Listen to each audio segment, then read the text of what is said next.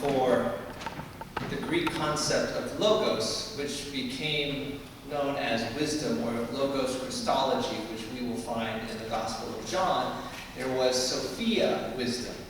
Sophia wisdom is latent throughout the Psalms and the Proverbs. And in Hebrew, Sophia was very much a feminine concept, or feminine energy.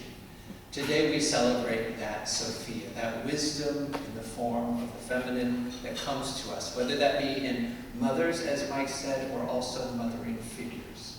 We honor all the complexity of today, recognizing that our mothers we honor most certainly, and we also recognize that those who may not have a mother, or may not at least know their mother, or have it be a complicated scenario, we honor still that feminine energy that came to us and that still comes to us. So today we have actually 3 speakers that have been invited. We're thrilled that they've come to share. We did this a few years ago, in fact. Ken Watkins had the idea of really celebrating women that have been significant in our lives. And we're doing that again today. We're celebrating women that have been significant in our lives. And so first, Dr. Kay Clopton-Monjok will come and speak. And then also Hannah Sturman-Wilson, who is a friend of UBC, and we're grateful for your coming. And then Carol Couts, who was the interim pastor here for 2 years, from 2007 to 2009, which you remind me of. Good, thank you for the years today. So we hear each of you gladly. There won't be interruptions among the speakers. We'll simply flow from each one of their sharing. So we invite you, Kay, and hear you gladly.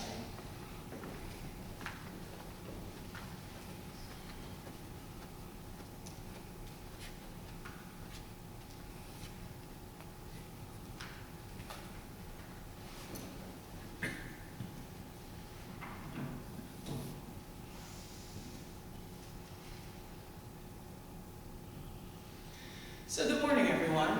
I have been rewriting and rewriting the speech for the last 2 weeks. As in, I rewrote it during the what? So we're in for a ride. I have no idea what I'm going to say, so here we go. I've been asked to speak for Mother's Day, and while I grappled with what I wanted to say, I thought I'd go about it in my own bouncing all over the place kind of way. And I wanted to talk about my mother and my grandmother, 2 of the biggest influences in my life, and how they shaped me into the person I am today. So I love to talk about my grandmother because my grandmother was amazing. She worked in the Cleveland Public School system for about 37 years. She was a teacher, a guidance counselor, was an assistant principal, a principal at some point. She did a lot. And by a lot, I mean not only was she doing that in school, she was also a member of AAUW, the League of Women Voters, Zeta Phi Beta, Phi Delta Kappa, National Council of Negro Women. She was a trustee at our church, also a Sunday school teacher, and she was a Cleveland Clinic volunteer for many, many years. She did a lot, and I look at it and think, I don't do enough. Now, if you know what I do, I sound crazy. But this is what I aspire to. This is someone who did all these activities and still managed for 6 years to drive me to concerts clear across the greater Cleveland area as a singing angel, and found the time to just drive me from Lorraine to Lake County. It was just a lot. And she managed to do all that and still go about her day. It's like, this was what I wanted to be. I wanted to be someone who was capable of just, whenever things need to get done, you got it done. Whatever has to happen, has to happen. And so that's just why I'm so, I wouldn't say driven. People would think I'm driven. No, I'm just stubborn. Very, very stubborn. That's 100% me though. But it's the idea that she did so much and she held everyone together. And I thought that was always extremely important. That was what I wanted to be. That was who I wanted to be. I wanted to be that strong. And wasn't sure I was going to pull it off. Still don't think I do. But that was who I aspire to be still to this day. And then there's my mother. My mother had never heard me say this, but she was actually pretty cool. She loved science fiction. I couldn't stand it as a kid. You couldn't pay me to pay attention to anything that was science fiction in my life. I would get up and leave. As soon as it came on the TV, I'd find something else to do. I didn't start coming around to it until I got to college and realized I actually liked Deep Space Nine, which was interesting because all of my friends were into Babylon 5. So that was an interesting dynamic because Babylon 5 was the science fiction show of its day. I mean, that was the show that was supposed to survive through the ages. That was the show with its 5-year plan. It was the show that was the big thing. And I was into the show that was considered a space soap opera that was the redheaded stepchild of the Star Trek universe. So, I say that considering that Deep Space Nine is the thing that survived and Babylon 5 is, it is what it is. But what I loved about her was that she just had this spirit of really just enjoying what she enjoyed. She was a beautiful singer. She was the voice I could pick out in the choir. And we had big choirs at Antioch Baptist Church. And I could hear her voice in the alto section, either second or third person in, based on how many people were in the choir that day. And I would just always listen for her. And that was what I was trying to hear. So I wanted to hear my mother's voice. That was important. And so I always looked up to that because that was like, this was what I wanted to sound like. And so I practiced a lot. So I practiced all the time. I would sit up in my room. So this is crazy for a 12-year-old. I would sit in my room and rehearse a 90-minute show from start to finish, recording myself and doing all my choreography because I would do it every day. It's like, I wanted to be better. Not better than anyone else. I didn't care about anyone else. I didn't think I was good enough, so I wanted to be better. So it worked, and it worked, and it worked. And to this day, that's what I do. I approach everything with this really crazy work ethic of, I want to be better. I want to be better. Because I never thought it was good enough. Because I'm looking at these women in my life, and they were doing it, and they were so good. And I'm like, I don't know if I can. So to this day, I'm still trying to grapple with that. And so I look at all those influences, and I think about how in my life I try to live my life in a way where I'm emulating the very things I wanted to aspire to in life. Like, I'm very involved in Girl Scouts. I mean, a lot. It's treasurer of Debbie's troop, delegate of the service unit, volunteer council for Girl Scouts of Heartland. I always say I don't do enough. I do enough. I just don't feel like I do enough. And so I say this because Girl Scouts for me was an interesting experience. I enjoyed it for a few years and then had some really bad experiences and hated the daylights out of it. But when I had my daughter, it was a second chance. It was a chance to be able to be that influence for young people that sometimes they don't have at home. Sometimes you don't have that strong figure. Sometimes you don't have a person who just will listen to you. And sometimes that's all I do. I'm that person who just notices that your mom's doing your work for you and you're just really anxious, you want to do something yourself, and give you that space to do what you need to do. Because it's like somebody has to be that person. And I say all that because I didn't think I was going to be a mom because I don't like kids. I was weirded out by children. I was very uncomfortable with them. I didn't like being around them when I was a kid. I was very much being involved. So when I had my daughter, my father, who was also convinced I was going to have children, because I babysat my youngest three, and it was 11 years from the time I babysat them to when I had a kid, so he thought it was never going to happen. He was close. I just was like, okay, so I'm going to do this. I mean, this was not, having a kid was not the plan. It was just kind of a thing I thought was going to happen. So I didn't put a lot of thought into it. I mean, I didn't put a lot of thought into what we were going to name the child, if it was a girl. So 2 weeks before this child was born, I panicked. What do I name? And I realized I used to read this comic book, and I'm not going to give the name because we're in church. But there was this character in the comic book who I thought was really strong, very resilient, and her name was Debbie. And I'm like, oh, that's a cool one. Let's go with that. And so I think I've been approaching every interaction I have with children with that, oh, okay, we can do this kind of attitude. I just want to be that person who's just that calm in the middle of chaos. And usually I'm the chaos agent, but when it's for other people, it's like I'm that calm and centering that says, hey, there's someone out here for you. I'm not your mom. I'm not going to tell you what to do, but if you need someone to talk to, I'm here.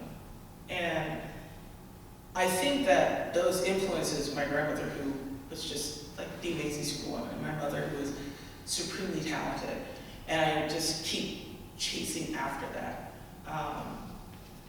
because that's the only way I know how to function. It's like, this is what I do. And I hope that I'm at least going to be able to impart something to my little street urchin, other than the fact that your mother just does not focus very well, unless they're practicing like crazy. But that these women have this influence, and I didn't always think about it. These were just influences that kind of I absorbed, and I just took it in. I see it and think, this is what I want to do, or this is who I want to be. And I look at myself and think, I'm not there yet, but at least I'm still trying. Thank you.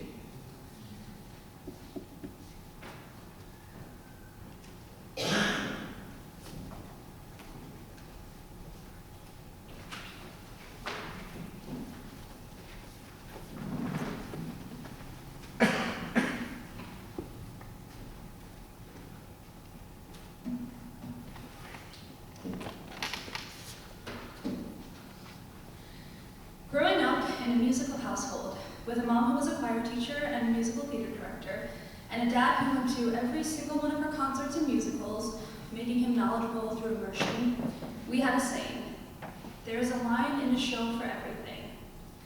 When I asked my husband Peter what I should speak about today, he inquired, well, what does motherhood mean to you? And the song lyric that first came to my mind was Frozen's Into the Unknown, as I stand before you, 33 weeks pregnant with my first child. And given that this is our first, I found myself wondering, what do I know about motherhood? My mom duties thus far include taking a daily regimen of prenatal vitamins, having over 40 tabs up in Google for baby product research, and midnight trips to the bathroom, and finding the balance between a healthy lifestyle and indulging in that chocolate-covered yogurt bar. Am I even qualified to be up here? And then another lyric popped into my head. Stephen Sondheim, in the finale of his musical Into the Woods, captured the profound responsibility shouldered not only by parents, but by anyone interacting with and impacting children. Careful the things you say, children will listen. Careful the things you do, children will see and learn. Children may not obey, but children will listen. Children will look to you for which way to turn, to learn what to be. Careful before you say, listen to me. Children will listen. Careful the things you do, children will see and learn. Seeing my mom with her own students, I knew I wanted to go into music education too. It was through watching the connections she made and the effect she had on her countless charges that inspired me to follow in her footsteps from a young age.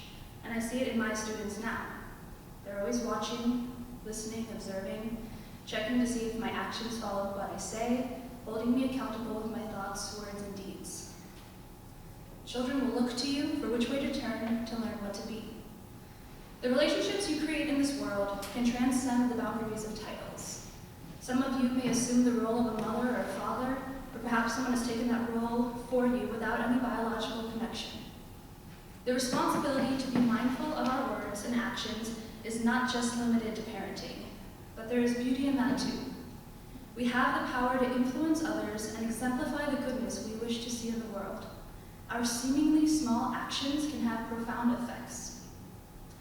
I remember a story about a student my mom had. One day, before he was even in her class or musical, my mom walked right up to him at school, shook his hand and said, "Oh, I've heard a lot about you. You are trying out for the musical, right?" To which he responded, "Oh, yes, yeah, I'm planning on it." He was actually planning on taking his own life that weekend. However, he couldn't get that encounter with my mom out of his mind, and he decided to wait and try out for the musical like this high-energy, bold woman practically demanded. That single moment changed the course of his life. He did do the musical, and every musical thereafter, and my mom helped him get a full ride to college, majoring in theater. He still remains a cherished family friend to this day. Unfortunately, we lost Mom to pancreatic cancer about 2.5 years ago. That same student wrote a letter to her towards the end of her battle, reflecting on how much she changed his life in that instance when she shook his hand in that high school hallway. The impact of that moment and countless interactions thereafter shaped him into the person he is today. In his letter, he said, "I can only hope the rest of my life I'll be able to touch as many lives as you. And in doing so, my students, colleagues, friends, and families will always be influenced by Julie Stern." Most of Mom's fight with cancer fell during the COVID lockdown, and the providence of this circumstance meant I could teach remotely and spend my time up in Akron to care for her alongside my dad. In doing so, we were allowed precious time to talk about anything and everything. I remember asking her advice about my eventually raising kids and becoming a mom myself. She said, "Everyone is going to have ideas of what to do, just trust yourself." And while I stand by what I said at the beginning of this, that the future is filled with going into the unknown, I am comforted by my mom's words. I feel that she's watching over us now, and know that she's created a legacy of family, friends, former students, and more who will be there if and when we need them. This will be the third Mother's Day since my mom's passing, and my first with my own child. And even though I haven't physically met her yet, she's almost constantly on my mind and making her presence known through both adorable and amusing feeling movements, food cravings, and omnipresent heartburn. So what does motherhood mean to me? It means responsibility. It means being impeccable with my words and actions to help me be the best role model possible for her and for all the children I interact with. It means legacy. You never know the impact you can have on someone. And the more time you spend with people, the more opportunities you have to leave lasting impressions. And it means self-trust. Go ahead and research, talk with others, rely on steadfast supporters, but also listen to yourself and your intuition. I'm so grateful to both of my parents for a wonderful childhood, and I truly appreciate their support throughout these many years. I sincerely hope and intend to create that same model for the daughters I have now, and for any future children or students I interact with. Happy Mother's Day to you all, whether you're a mother figure, or someone influenced by a mother figure. Thank you.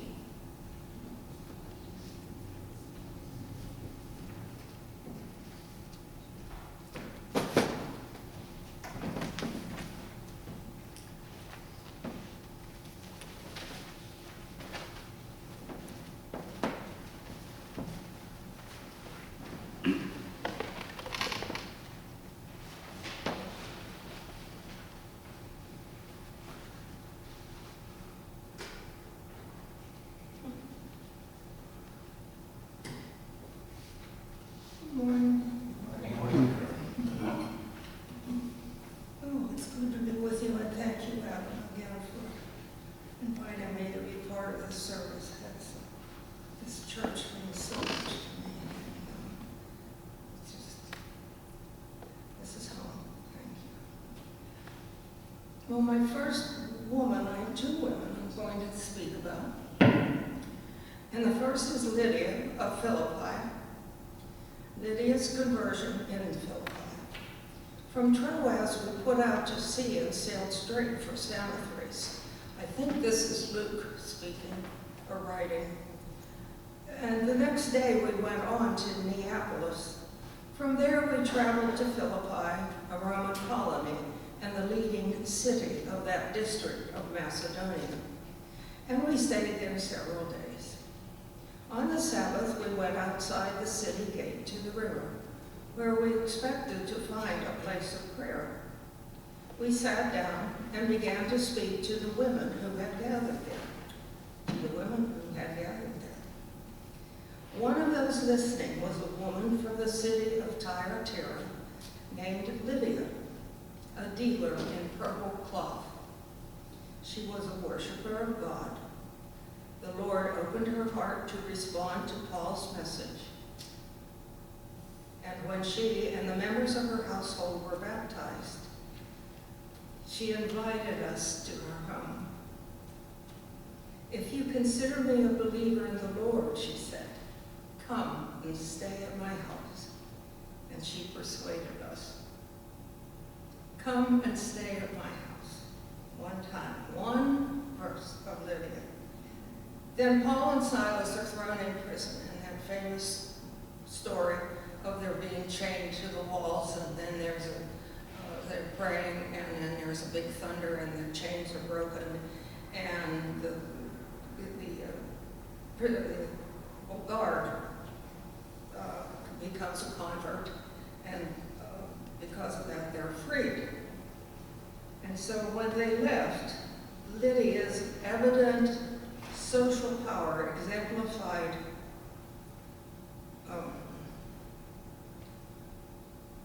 her control of a household. She was there when they were left out, and she invited them to her home. There are 2 verses of Lydia in this whole Bible, and we hear that she was so much a homemaker, so much a businesswoman in this day and age. Can you imagine a woman owning a business, and owning a business of purple cloth? Purple was hard to get, and it would be very expensive.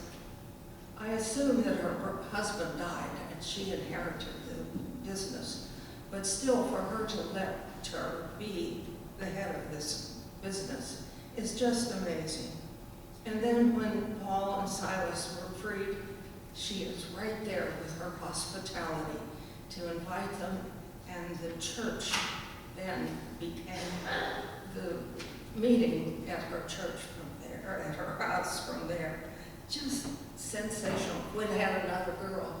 She was going to be Lydia. She just so inspiring. But another inspiration, and obviously the most inspiration, is my mother, Sarah Odessa Hannah Smith.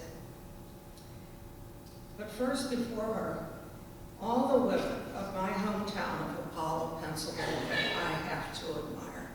And I can go down every street still, up and down the streets and the alleys, and remember them by name, and most especially by how each one was a woman.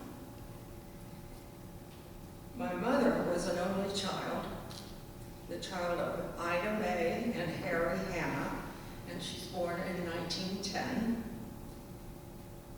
She was an independent child and a woman, and her friends were much the same. She was tall. She was 5'10", and rather heavy set, a big bone, let's say, but she wasn't. She was just a beautiful woman. And so were Greenie and Ouija, her best friends. They were all tall, and I have pictures of I have their old yearbooks, and in the yearbook is this crew playing basketball, and you know then they played half-court basketball. So here they are on this picture playing basketball, and what was that? She graduated in 1928, so in the 1920s. She was very pretty, and I have pictures here to show that later. She was very pretty all the way to, and her skin just stayed so nice all the way. She attended Grove City College and came out with a teaching degree for high school commercial subjects. That's typing, shorthand, keeping English. And she taught for 30 years. But to get to that 30 years, the legend in the family was that she and my dad were married 4 years before they let it be known. This would have, well, because I was born at the end of 1942, I assume it was because Daddy went into the Army for the war, and here I had to have a mother and father.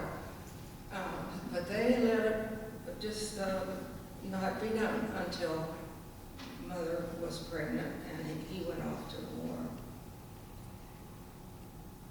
But she taught for 30 years, and now she stopped when Sue and I were little, and then when Sue started school, first grade, she went back to teaching, and so for all the rest of that time. And Sue and I started school at age 5. We didn't have a kindergarten. So I think that's neat. I cannot remember Mother ever really giving me a compliment. I can never remember her saying, "Oh, you look so nice today." Or, "I know you can do that. Go ahead." Or, "I'm glad you were able to do such and such." The compliments came more in a reverse way of telling my sister and I what not to do, or to do things this way or that way. It did have the same effect on us, though. We learned all the necessary housekeeping chores in that reverse kind of way. And I think back to all my friends, we did not have a touchy-feely generation then.